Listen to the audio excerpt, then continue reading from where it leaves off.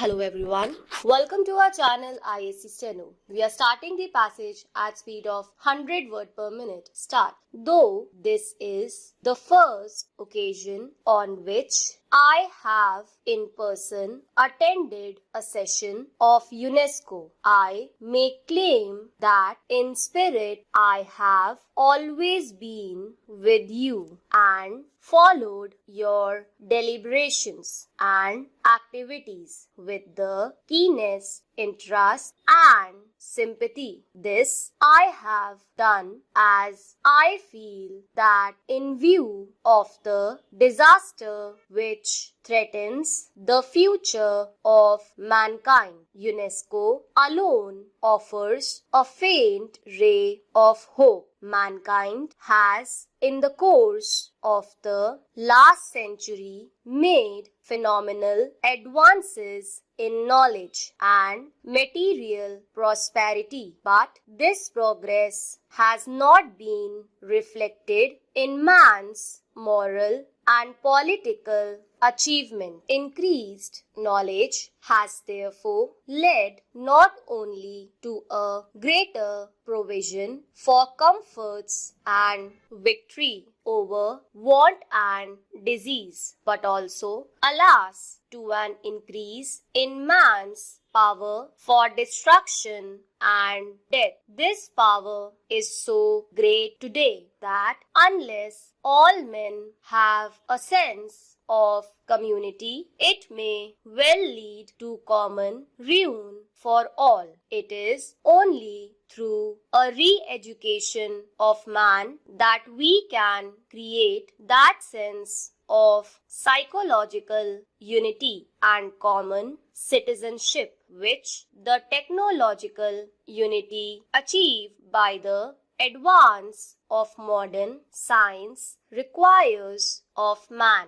This is the reason why in 1949, when the Indian National Commission for Cooperation with UNESCO was founded, I placed such great emphasis on the importance of UNESCO's work. I pointed out with regret that while the United Nations were founded for the achievement of peace and unity, the result had in fact been the division of the world into two warring camps. It is true that some progress has been achieved here in place of a multitude of nations, each struggling on its own. The United Nations present a picture of two solid blocks array, one against the other. Nevertheless, to any man who looks forward to cooperation and friendship among nations, this picture can bring no message of hope. It seems that the only hope lies in UNESCO, which asks to achieve unity in the field of education, science, agriculture, even among those who are politically divided. I feel that if UNESCO could achieve its objectives and create understanding between different nations on the cultural plane, there is hope that with time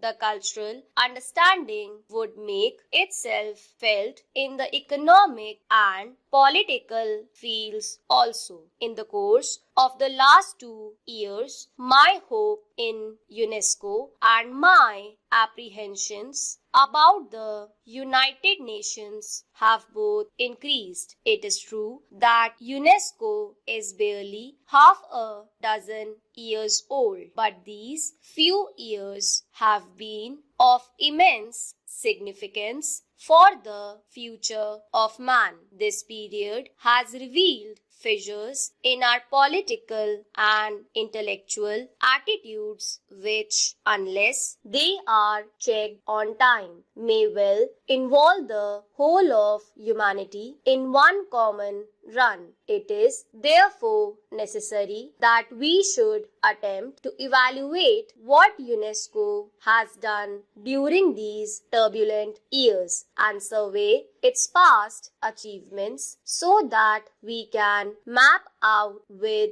greater confidence the course of its future action. The aim of UNESCO is to bring nations together through education, science, and culture. Ever since its foundation, UNESCO has yearly passed resolutions and adopted programs to achieve that end. One of the greatest achievements of UNESCO has been to help frame a new and universal Declaration of Human Rights, which has since been adopted by the United Nations. Similarly, in the field of technical assistance to underdeveloped countries and the restoration of educational and cultural facilities in the war-devastated country, and in the exchange of persons and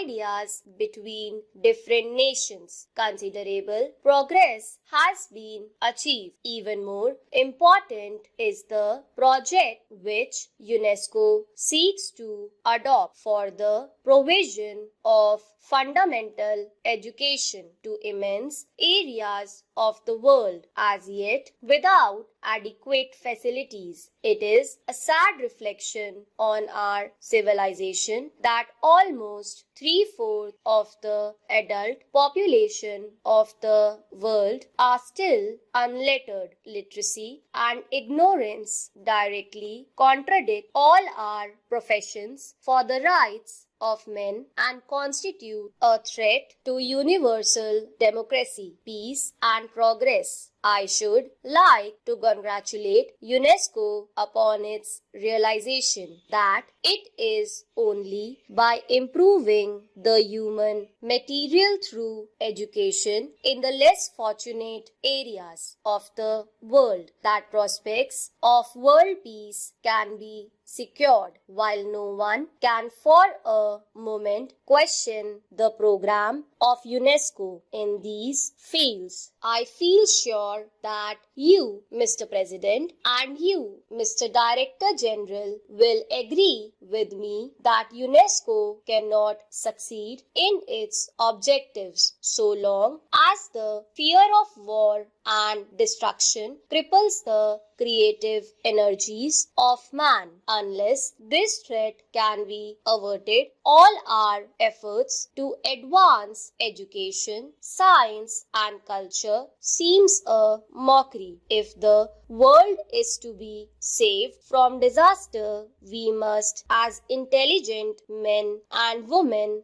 decide what steps UNESCO can take to avoid the threat of war. It will not do to say that the questions of war and peace are primarily political and do not concern UNESCO, which is a body devoted to the advancement of education, science, and culture. That cannot be so always as such. Stop.